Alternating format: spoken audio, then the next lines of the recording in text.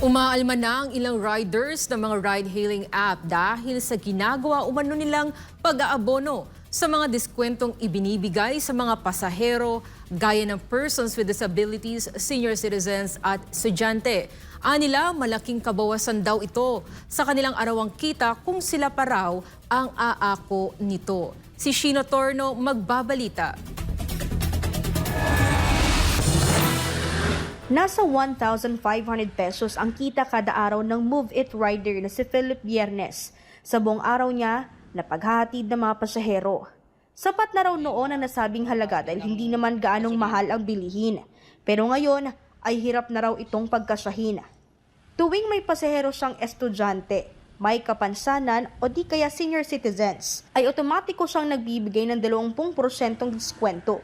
Kaya naman, nababawasan ng 100 hanggang 200 piso ang buong araw niyang kita.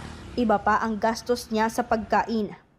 Lalo na po ngayon na sobrang taas din ng gasolina po. Yung meal po namin sa pagkain umaabot po 300. Sa isang araw, magkano ang natitira sa iyo malinis? 500 siguro. Sapat na ba yung 500 kung kayo pa ang magbibigay diskwento sa mga pasahero niyo? Hindi po ma'am, dahil sa taas din ng bayarin sa tubig kuryente. Hindi lang pala ang rider na si Philip ang may problema tuwing nag-aabono ito kada nagbibigay ng diskwento sa kanyang mga pasahero. Ang Joyride at Grab rider na si Ronald Drefa, ganun din ang hinaing.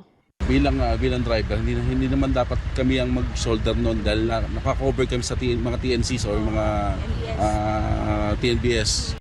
Malaking tulong din naman kasi yun ma'am, dapat yung mismong company na yung may sagot sa discount yan.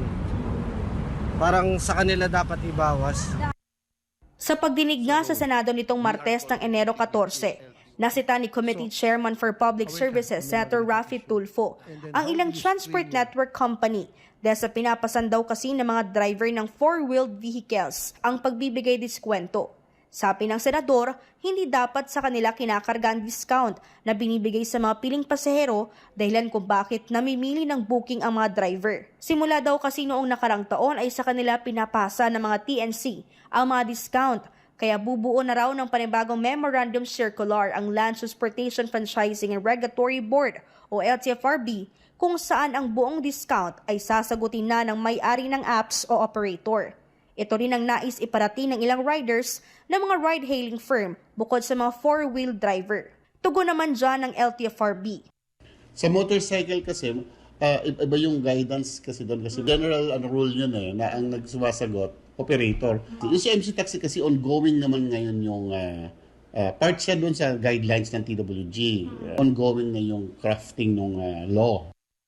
Posible rin daw ilabas ng sabay ang panibagong pulisiya, partikular sa pagpapatupad ng diskwento ng mga TNC at motorcycle taxis. Well, ang commitment ni Chairperson ay maglalabas po ng policy guidelines. Hopefully, end of the month or early February siguro. Para sa Diyos at sa Pilipinas kung mahal, ito si Sheena Torno, SMNI News.